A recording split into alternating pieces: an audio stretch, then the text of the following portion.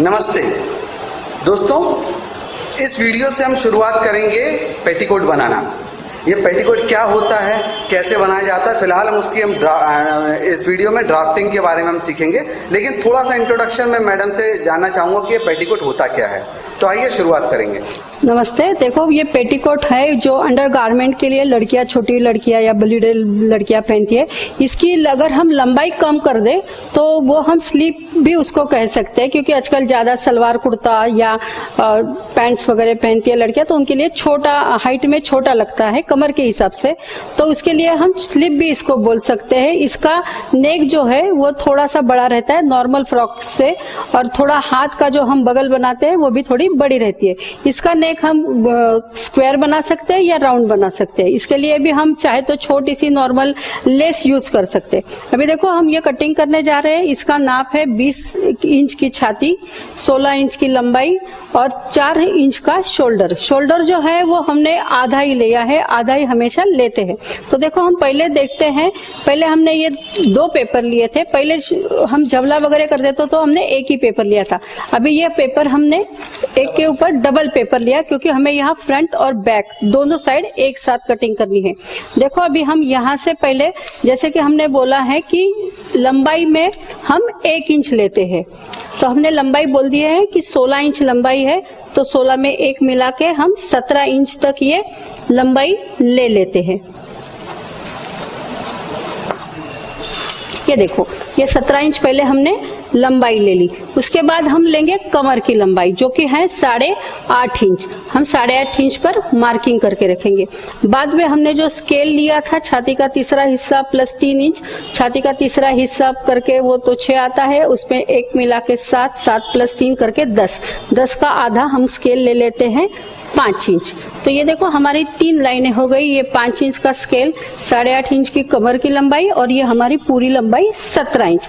इसके बाद हमें देखना है, जहां हमने ये स्केल डाला है वहां से यहां तक एक छाती की चौड़ाई की लाइन हम खींच लेंगे, जो होगी छाती का चौथा हिस्सा प्लस 1.5 इंच। मतलब छाती का चौथा 5, 5 में 1.5 इंच मतलब 6.5 इंच। ये देखो, ये किनार से हम 6.5 इंच, 5 इंच के जहां हमने मार्किंग की थी वहां से हम यहां तक एक लाइन, पूरी लाइन खींच लेंगे। ये हो गई हमारी एक लाइन। फिर हमने कमर के हिसाब से भी यहाँ से राइट एंगल बनाना है। ये 8.5 का निशान है, यहाँ से भी हम 6.5 इंच की एक लाइन खींच लेते हैं और ये दोनों लाइनें जोड़ देते हैं, ताकि हमारा कमर छाती के हिसाब से थोड़ा कम रहता है। तो हम ये आधा इंच अंदर लेते हैं। आधा इंच अंदर लेने के बाद ये भी हम यहाँ से सीधे ऊपर जोड़ देते हैं। ये क्रॉस में क्यों जोड़ा है? तो कमर हमारी कम रहती है, कभी भी तो छाती के हिसाब से हमारी कमर कम रहती है, इसलिए ये हमने थोड़ा आधा इंच अंदर कट किया है। और इसके और भी अंदर सिलाई आएगी हमारी। अगर आपको लगता है कि किसी लड़की का चेस्ट और उसकी कमर एक जैसी है तो ये हम नहीं लेंगे, लेकिन अगर किसी को ढीला लगता है कपड़ा तो ये भी हम नहीं ले सकते। अगर चाहे तो ये शेप में आता है, इसलिए हम ये अंदर लेते हैं। अगर आपको नहीं चाहिए तो आप सीधा भी ये रख सकते हैं और काट सकते हैं। इसके बाद नीचे घेरा रखने के लिए हमने जो यहाँ एक लाइन खींची है, जो हमारी फुल लेंथ थी 17 इंच की, वहां लेते हैं हम छाती का चौथा हिस्सा प्लस 5 इंच। 5 और 5 मिला के हो गए 10 इंच। तो ये हम पहले भी यहाँ 10 इंच की एक लाइन खींच लेते हैं। और हमेशा ध्यान में रखें कि ये लाइन जो हम खींचते हैं वो पूरा एक सीधी लाइन होनी चाहिए, ना कि टेढ़ी लाइन। फिर यहाँ के बाद हम ये पॉइंट, यहाँ ये कमर को जोड़ देते हैं। ये लाइन के, अच्छा, ये कर्व में है? हाँ, ये सीधी लाइन है। ये मैंने अभी, आप चाहे तो ये पट्टी से खींच सकते हैं या टेप से भी ऐसा पकड़ के ले सकते हैं। ये छोटा कपड़ा है तो हम हाथ से पट्टी या टेप से ले सकते हैं, लेकिन टेप से लेते समय ध्यान रखें कि टेप पकड़ के रखें, ना तो ये टेप ऐसा ऐसा अगर हिल गया तो वो लाइन थोड़ी आड़ी टेढ़ी आ जाती है, वो शेप ठीक नहीं होगा। ये सीधी लाइन चाहिए। फिर हम यहाँ से थोड़ा ऊपर आधा इंच लेंगे और यहाँ से हम थोड़ा बीच में इसको एक कर्व देते हैं। ये कर्व हमें इसलिए देना है कि ये जो लंबाई दिखती है और ये लंबाई ज्यादा होती है, और ये क्रॉस में कपड़ा रहता है, तो वो अगर हमारे हाथ से कहीं खींचा गया तो इसके नीचे दो कोने आ सकते हैं आगे पीछे, इसलिए ये डिस्टेंस और ये डिस्टेंस एक जैसा लेके यहाँ से एक छोटा सा एक शेप बना देते हैं। अभी इतना होने के बाद देखो हम शोल्डर की तरफ जाएंगे। तो अभी शोल्डर जैसे कि हमें बोला है 4 इंच का शोल्डर है, तो 4 में हम 5 इंच सिलाई के लिए मिला के 4.25 इंच यहाँ से यहाँ तक एक मार्किंग कर लेते हैं। वही हिसाब से यहाँ भी एक 4.25 और ये दोनों हम सीधी लाइन खींच लेते हैं। इसके बाद ऊपर से नीचे जो शोल्डर उतार बोलते हैं, हमारे कंधे जैसे उतरे रहते हैं, इसके लिए हम ये आधा इंच नीचे ले लेते हैं। ये हो गया हमारा आधा इंच। इतना होने के बाद गले के लिए हम छाती का 12वां हिस्सा प्लस पाव इंच, तो यहाँ हम 1.25 में पाव इंच मिला के यहाँ से हम यहाँ तक 2 इंच का मार्किंग कर लेते हैं। ये क्या एक फिक्स कैलकुलेशन है मैम क्या कि छाती का 12वां हिस्सा ही होता है गला हमें? हाँ, गला, क्योंकि गले के लिए जो हमें ढीलापन लगता है गले के बाजू में, उसका वो नाप है कि हम छाती का 12वां हिस्सा प्लस पाव इंच कर देते हैं। क्योंकि अगर फिर हमें थोड़ा और अगर किसी को ढीला लगता है तो हम पाव इंच बढ़ा सकते हैं, लेकिन नॉर्मल में इतना ही नाप हम हर बार का लेते हैं। देखो अभी ये 20 छाती का हम बना रहे तो इसलिए ये 2 इंच आ गया, 24 छाती का है तो 2.25 इंच आ जाएगा। ऐसे जैसे भी हमारा नाप बढ़ता है वैसा उसका छाती का चौथा हिस्सा उसमें हमें पाव इंच मिलाना है। इसके बाद देखो हमें अगर बैक नेक हम बड़ा नहीं रखेंगे ज्यादा, फिर भी इसका हम 1 इंच के लिए मार्किंग कर लेते हैं। 1 इंच का हमने बैक नेक लिया है। अभी देखो शेप बनाते समय हम स्क्वायर बना सकते हैं या राउंड शेप हम बना सकते हैं। यह अभी हमने राउंड शेप बना दिया है।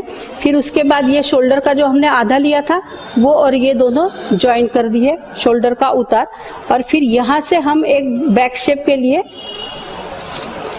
एक थोड़ा सा एक शेप दिया, ये बैक शेप का। देखो अभी ये बैक आप कर्व बनाते हैं ये अंदाज से बनाते हैं या इसके लिए भी कोई टूल आता है? नहीं, इसको टूल नहीं आता, टूल आता है लेकिन हम तो टूल ज्यादा घर में तो इतने सारे टूल नहीं खरीद सकते, लेकिन जो हम बुक में देखते हैं शेप, तो हम प्रैक्टिस करने के बाद ही वो शेप जितना हमें बराबर करते करते वो शेप प्रैक्टिस होने के बाद हमें आ जाते हैं। दोस्तों अभी जो आपने ये अभी तक का ये जो वीडियो देखा है ड्राफ्टिंग का, ये भी आपने थर्ड एंगल से यानी कि लेफ्ट हैंड साइड से आपने इस वीडियो को देखा है। हो सकता है आप थोड़ा नाप में कंफ्यूज जाएं, इसलिए हम इसको आपको आपके फ्रंट व्यू से आपको दिखाने की कोशिश करते हैं। उम्मीद करता हूं कि आप इसको क्लियरली देख पा रहे होंगे। अभी इसको फिर हम हमारे साइड कर लेते हैं। ये फिर आपके लिए थर्ड व्यू है, थर्ड एंगल व्यू है। मैडम इससे पहले कि आप इसको काटें, मैं एक जानकारी चाह रहा था कि ये तो अभी पहली बार के हिसाब से ये काफ़ी जटिल डिज़ाइन बना हुआ ड्राफ्टिंग हुई है। जब ये अलग अलग इसके हम टुकड़े कर देंगे, काट देंगे, तो हम हो सकता है कंफ्यूज हो जाए कि कौन सा नेक है, कौन सा, यानी शुरुआत के हिसाब से। आप लोग प्रोफेशनल हैं इसलिए आपको तो आइडिया होता है। तो क्या हम इसमें कुछ ऐसा लिख भी सकते हैं क्या कि ये क्या है, ये क्या है, ये क्या है, ताकि जोड़ते समय फिर हमें दिक्कत ना हो? हाँ ठीक है, देखो अभी ये तो हम दिखा रहे हैं आपको कि डायरेक्टली मैं बता रही हूँ आपको, लेकिन जब आप डायग्राम निकालते हैं ड्राफ्टिंग के लिए तो आपको आपके पास एक बुक रहती है आपकी, उसमें जो सब ऐसा ड्राफ्टिंग की डिजाइन भी रहती है, वो हिसाब से आप यहाँ 0 यहाँ 1 ऐसा लिखा होता है कि 0 से 1 लंबाई प्लस 1 इंच। अभी देखो ये मैंने 20 इंच कर लिया है, 20 इंच छाती का। अगर आप 24 इंच या 28 इंच की बना रहे हो तो उसकी लंबाई भी ज्यादा होगी। 24 इंच अगर है उसकी लंबाई 22 इंच होगी, 26 है तो उसकी लंबाई छाती से 2 इंच कम रहती है तो वो 24 इंच होगी। तो हर एक में ऐसा देखना है जितनी भी लंबाई हो, चाहे 25 हो, 30 हो, 40 हो, उसमें हमें कंपलसरी 1 मिलाना है। वो इसलिए कि नीचे फिर हम मोड़ देंगे और ऊपर हमारा थोड़ा सिलाई में जाएगा, इसलिए ये लंबाई हो गई। उसी हिसाब से कमर की लंबाई हर एक की अलग अलग होगी। वो छाती के हिसाब से पहले हम कमर की लंबाई, फिर ये हाथ का जो हम स्केल बनाते हैं हाथ निकालने के लिए, वो अलग अलग नाप हमारे इससे थोड़े बड़े बड़े हो जाएंगे। ये ड्राफ्टिंग हमारा बड़ा साइज में हो जाएगा। वैसे ही देखो यहाँ से यहाँ तक जो हमने लेते हैं छाती का चौथा हिस्सा प्लस 1.5 इंच, वैसे यहाँ भी छाती का चौथा हिस्सा प्लस 1.5 इंच। अगर अभी मैंने ये 20 इंच का निकाला है तो मैंने 5 प्लस 1.5 6.5 लिया है। अगर आप 28 छाती का निकालते हो तो 7 चौक 28 मतलब 7 चौथा हिस्सा और आगे 1.5 इंच मतलब 8 8.5 इंच का आप ये ले सकते हो। इसी हिसाब से आप बड़ा भी कपड़ा काट सकते हो। अभी देखो ये हमारा पीछे का तो डायग्राम पूरा हो गया। अभी इसी में हम आगे का गला और आगे का मुंडा, क्योंकि हमने बताया पहले ही कि हम 2 पार्ट एक साथ काट रहे हैं। तो ये देखो मैं आगे का नेक ले रही हूँ 3 इंच तक। ये मैंने 3 इंच का मार्किंग कर दिया। यहाँ हमने 2 इंच लिया है, तो अगर हमें स्क्वायर कट निकालना है तो यहाँ मैं 1/2 इंच कम कर देती हूँ, तो ये आ गया 2.25 इंच। ये यहाँ मैं जोड़ देती हूँ, तो ये आपको स्क्वायर में आपका नेक आ गया। चाहे तो आप इसको भी राउंड नेक बना सकते हो। फिर इसके बाद हमें लेना है ये जो पॉइंट है यहाँ से आधा इंच ऊपर, ये आधा इंच, क्योंकि आगे का हिस्सा हम थोड़ा ज्यादा कर्व करते हैं, इसलिए ये आगे आधा इंच लेके फिर हम ये ऐसा शेप दे देते हैं। तो ये देखो आपको ये आगे का भी हिस्सा भी इसके ऊपर आपको मिल गया। ये है आगे का नेक और ये है आगे का हाथ का शेप।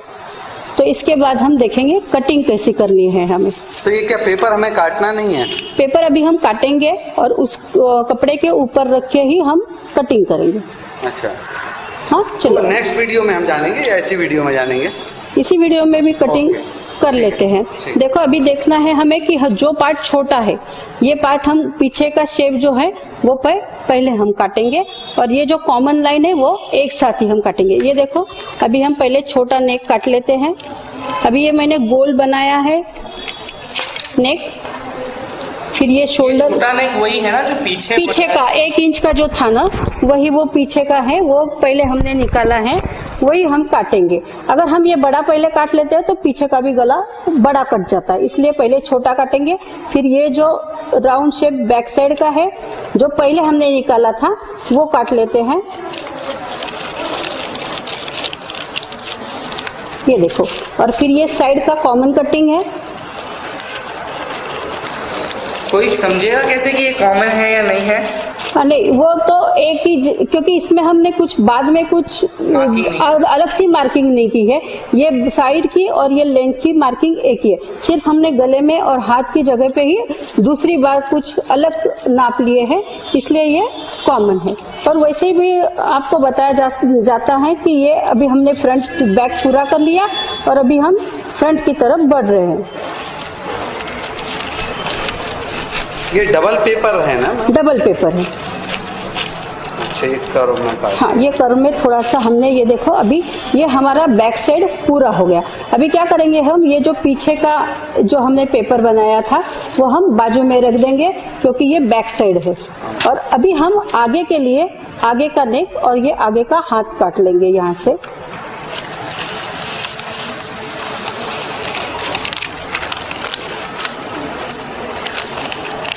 और ये ध्यान में रखें काटते समय कि जहां हमने मार्किंग किया है वहीं पे हम काटे, ना कि थोड़ा कम ज्यादा करें, क्योंकि ये और ये दोनों का डिस्टेंस हमें एक ही रखना है। इसलिए यहाँ भी जाते समय हम थोड़ा आगे जाके कटिंग करेंगे। ये देखो ये लाइन जो है, और फिर छोड़ते समय ये लाइन भी हम यही छोड़ देंगे, क्योंकि यहाँ का हिस्सा भी ज्यादा कट ना जाए। ये देखो बस, अभी ये हमारा हो गया फ्रंट और ये हमारा हो गया है बैक साइड। अच्छा, ये फ्रंट हो गया, ये बैक साइड है हमारी, ये फ्रंट साइड है। जो कि हमने लाइन खींची रहती है वो है हमारी फ्रंट की और ये बैक की। अभी ये ऐसा हमारा पेटीकोट तैयार हो जाएगा। तो दोस्तों इस वीडियो में इतना ही। इस वीडियो में हमने सीखा है कि जब हम पेटीकोट बनाते हैं तो उसके लिए ड्राफ्टिंग कैसे करते हैं। अगले वीडियो में हम सीधे कपड़े पर कटिंग करना सीखेंगे। अभी आप शेप देख पा रहे हैं कि किस प्रकार से बनेगा। ये बैक और फ्रंट पोर्शन है, ये अभी आपके एंगल से ये हम आपको दिखाने की कोशिश कर रहे हैं। और जो कटिंग हुई है, सारी कटिंग वगैरह जो हुई है वो आपके लेफ्ट हैंड साइड से, यानी थर्ड एंगल से हुआ था। ठीक है, तो अगले वीडियो में हम सीधे कपड़े पर कटिंग करना सीखेंगे। आप इंतजार करें। धन्यवाद।